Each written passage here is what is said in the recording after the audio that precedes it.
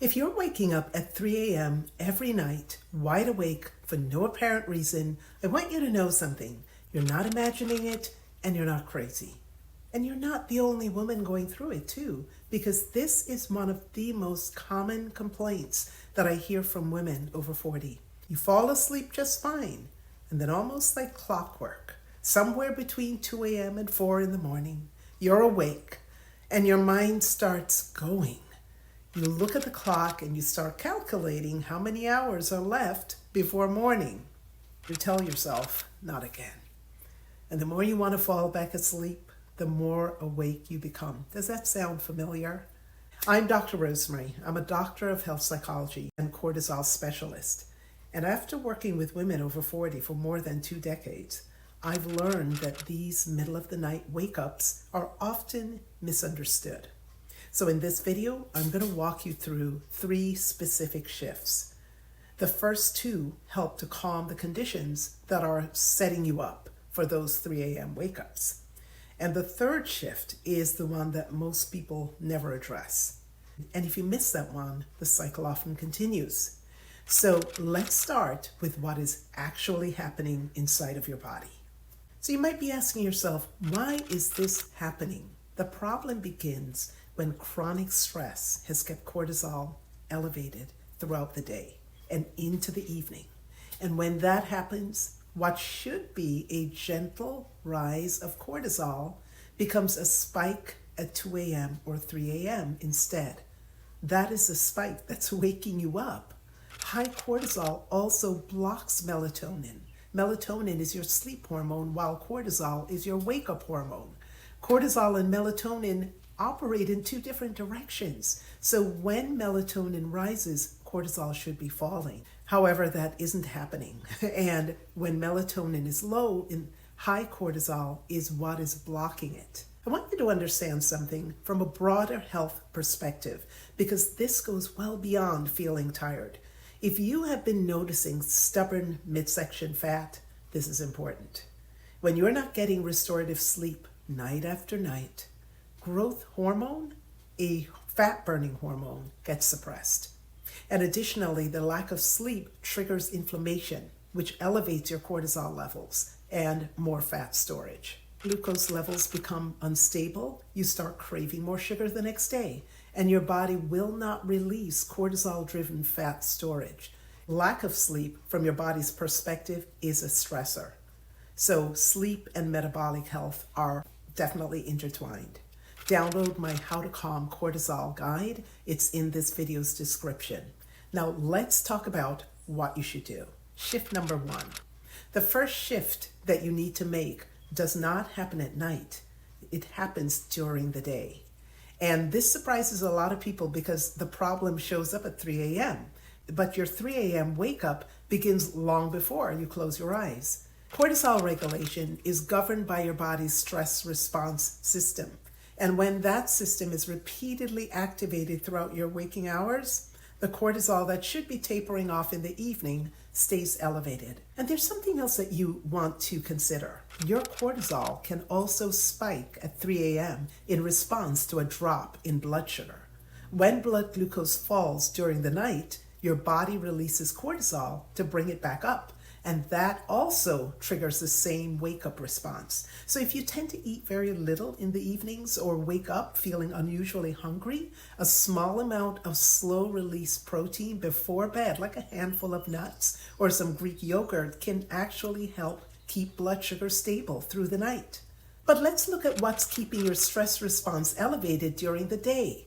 Now, this might be exactly you and how you feel from the moment that you wake up. The to-do list, the constant movement from one demand to the next, and the inability to pause without feeling guilty. Your body is trying to protect you. That's what it's designed to do. So it's constantly scanning the environment for threats, and it can't distinguish between an actual emergency and a perceived emergency, like the pressure of unanswered messages or unfinished projects that you're working on. To your nervous system, all of it just registers as stress. And here is a pattern that I see a lot of women dealing with, especially a lot of women who are high achievers and really going for the gold. Women who actually start feeling restless when they slow down or guilty. That constant drive sends a signal of urgency through the nervous system all day long, and the body responds accordingly. The stress that you carry mentally is also carried physically. And now you'll experience chronic stress with tight shoulders and a clenched jaw, and that physical tension is part of the cortisol conversation. So the shift here is deliberate. Begin noticing when you're treating everything as equally urgent, because everything is not, right? Ask yourself honestly, is this actually life or death? On the rare occasion that it is, you will know it. It will not feel like an item on a to-do list. For everything else, I want you to slow down deliberately. Like build small moments of stillness into your day, a few minutes of quiet, maybe a walk without your phone, or a meal eaten without rushing or watching social media. These are direct signals to your nervous system that the threat level is not as high as it's been reading.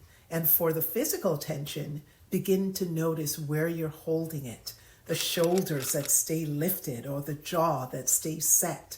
Bringing your awareness to where stress lives in your body is the beginning of being able to release it. Your body is not broken. It is responding to the signal that you have been sending it. And when you begin changing those signals during the day, when you lower the accumulated cortisol load before it ever reaches nighttime, there is simply less excess available to spike at 3 a.m. And that is the mechanism. That is why the shift works. Start small, one moment of deliberate stillness, and build from there. Let's talk about shift number 2. The second shift happens in the evening. And this window is more powerful than a lot of people realize.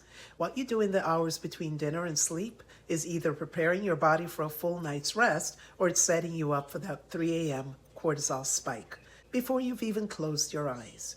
Have you noticed that the minute your head hits the pillow, your brain suddenly remembers everything?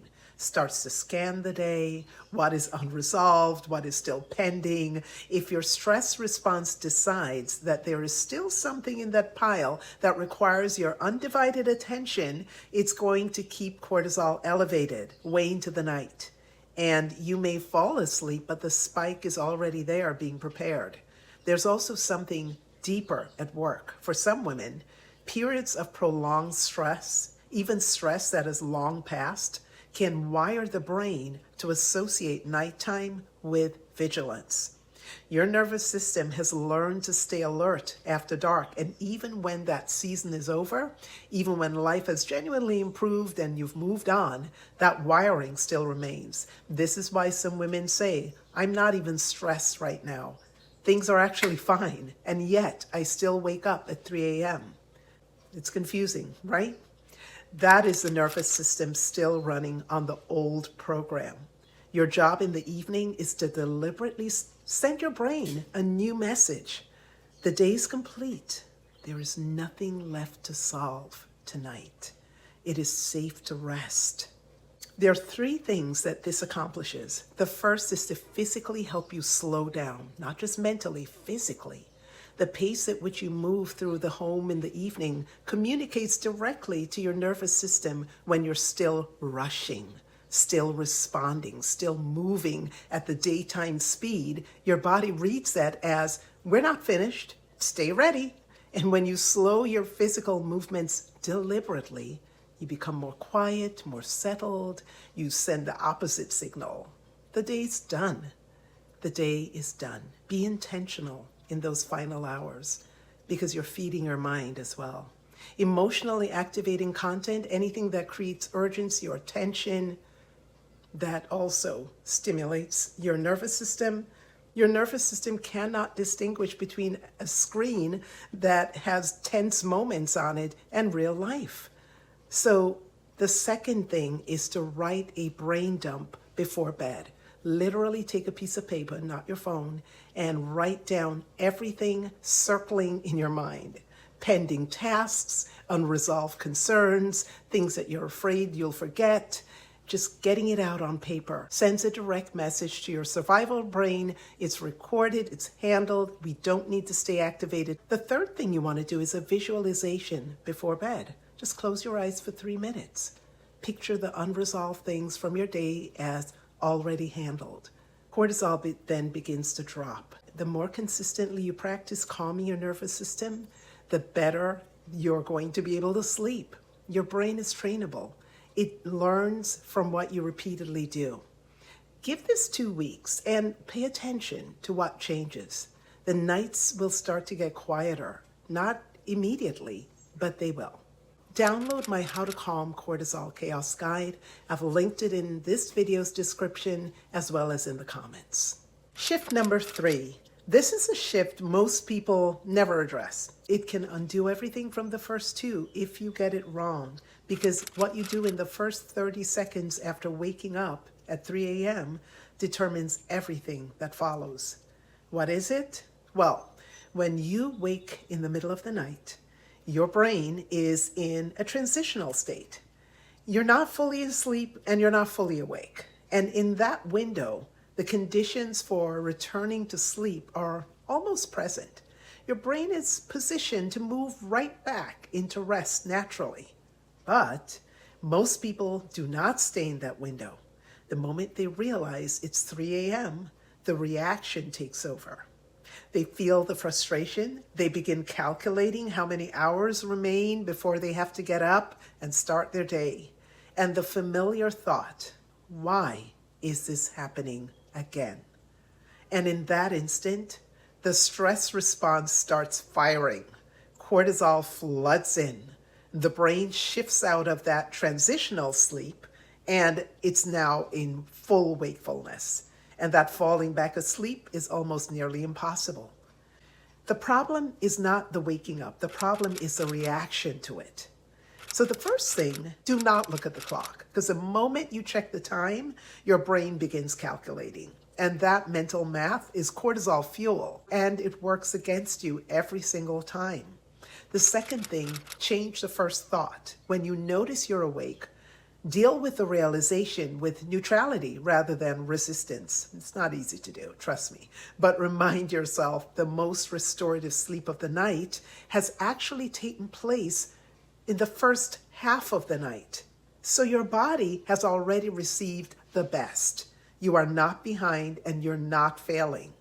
The third thing, and this is important, give your body something active to do. Rather than lying there in resistance, while you're resting quietly with your eyes closed, begin breathing, deep, slow breath that stimulate the vagus nerve. And that's the largest nerve in the body that runs from the gut to the brain.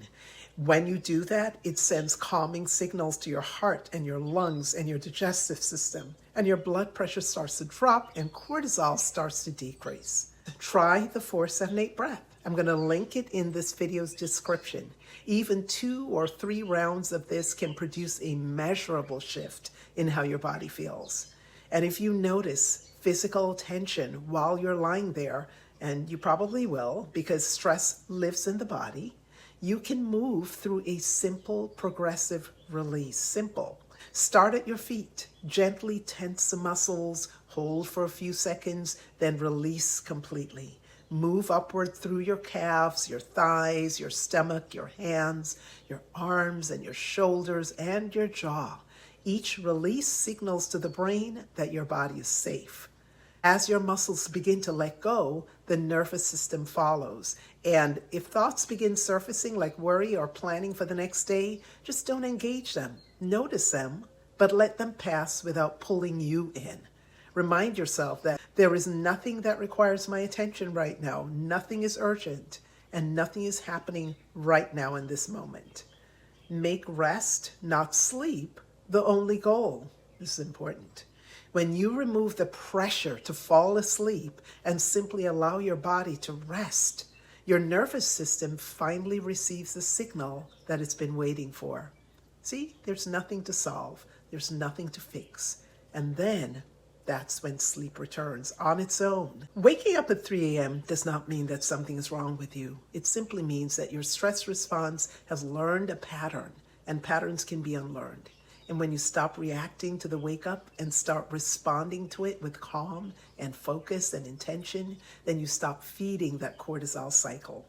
Most of the women I work with begin noticing a shift within 2 to 3 weeks of applying all three of these together. Not because something was added, but because the chronic activation that kept driving the cycle forward has finally been addressed.